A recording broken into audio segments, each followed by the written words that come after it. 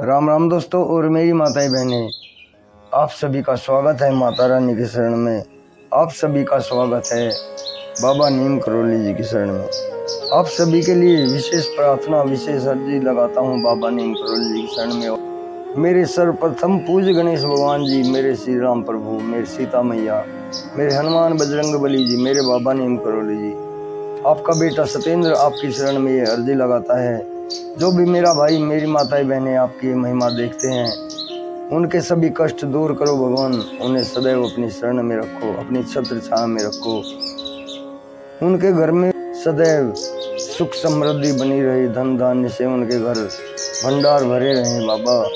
यही मेरी प्रार्थना, यही मेरी अर्जी। जय बाबा नीम करौली महाराज। दोस्तों और मेरी माताएं बहनें, श्री राम जी की पवित्र जन्म कथा पढ़ते हैं, पूरी सुने और आगे भी शेयर करें।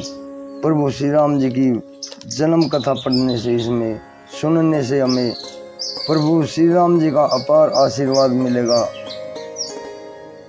जय श्री राम, जय बाबा नीम करौली महाराज। रामायण और रामचरितमानस हमारे पवित्र ग्रंथ है। तुलसीदास जी ने श्री राम को ईश्वर मानकर रामचरितमानस की रचना की है, किंतु आदि कवि वाल्मीकि ने अपने रामायण में श्री राम को मनुष्य ही माना है। तुलसीदास जी ने रामचरितमानस को राम का राज्याभिषेक के बाद समाप्त कर दिया। वहीं आदि कवि श्री वाल्मीकि ने रामायण में कथा को और आगे ले जाकर महाप्रयाण तक वर्णन किया है। महाराजा दशरथ ने पुत्र प्राप्ति हेतु यज्ञ आरंभ करने की ठानी। महाराज की आज्ञानुसार श्यामकर्ण घोड़ा शतुरिंगनी सेना के साथ छुड़वा दिया गया। महाराज दशरथ ने समस्त मनस्वी, तपस्वी, विद्वान ऋषि मुनियों तथा वेद विज्ञ प्रकांड पंडितों को यज्ञ संपन्न करने के लिए बुलावा भेज दिया।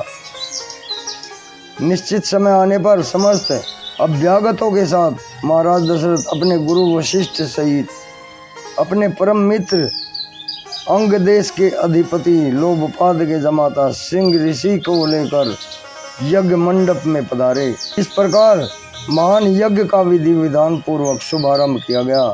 संपूर्ण वातावरण वेदों की ऋचाओं, उनके उच्च स्वर के पाठ से गूंजने लगा। संविदा की सुगंध से सारा वातावरण महकने लगा। समस्त पंडितों, ब्राह्मणों, ऋषियों आदि को यथोचित धन धान्य गो आदि भेंट करके सादर विदा करने के बाद यज्ञ की समाप्ति हुई। राजा दशरथ ने यज्ञ के प्रसाद, जो खीर के रूप में मिला था, अपने महल में जाकर अपनी 3 रानियों को वितरित कर दिया। प्रसाद ग्रहण करने के परिणाम स्वरूप तीनों रानियों ने गर्भ धारण कर लिया। जब चैत्र मास के शुक्ल पक्ष की नवमी तिथि को पुनर्वस नक्षत्र में सूर्य, मंगल, शनि, बृहस्पति तथा शुक्र अपने अपने उच्च स्थानों में विराजमान थे, कर्क लगन का उदय होते ही महाराज दशरथ की बड़ी रानी कौशल्या ने गर्भ से एक शिशु को जन्म दिया, जो नील वर्ण, चुंबकीय आकर्षण वाले, अत्यंत तेजोमय, परम कांतिवान तथा अत्यंत सुंदर थे। उस शिशु को देखने वाले देखते ही रह जाते थे। इसके पश्चात शुभ नक्षत्रों, शुभ घड़ी में महारानी केकई के एक तथा तीसरी रानी सुमित्रा के 2 तेजस्वी पुत्रों का जन्म हुआ। संपूर्ण राज्य में आनंद मनाया जाने लगा। महाराज के 4 पुत्रों के जन्म के उल्लास में गंधर्व गान करने लगे, अप्सराएं नृत्य करने लगी, देवता अपने विमानों में बैठकर पुष्पों की वर्षा करने लगे। महाराज ने उन्मुक्त हस्त से राजद्वार पर आए भाट चारण को दान दक्षिणा दी। पुरस्कार में प्रजाजनों को धन धान्य तथा दरबारियों को रत्न आभूषण प्रदान किए गए। 4 पुत्रों का नामकरण संस्कार महर्षि वशिष्ठ के द्वारा किया गया। उनके नाम रामचंद्र, भरत और लक्ष्मण रखे गए। आयु बढ़ने के साथ ही श्री रामचंद्र जी गुणों में भी अपने भाइयों से आगे बढ़ने तथा प्रजा में अत्यंत लोकप्रिय होने लगे। उनमें अत्यंत विलक्षण प्रतिभा थी, जिसके परिणाम स्वरूप अल्पकाल में ही वे समस्त विषयों में पारंगत हो गए। उन्हें सभी प्रकार के अस्त्र शस्त्रों को चलाने तथा हाथी घोड़े तथा सभी प्रकार के वाहनों की सवारी में उन्हें असाधारण निपुणता प्राप्त हो गई। वे निरंतर माता पिता और गुरुजनों की सेवा में लगे रहते थे। उनका अनुसरण शेष 3 भाई भी करते थे।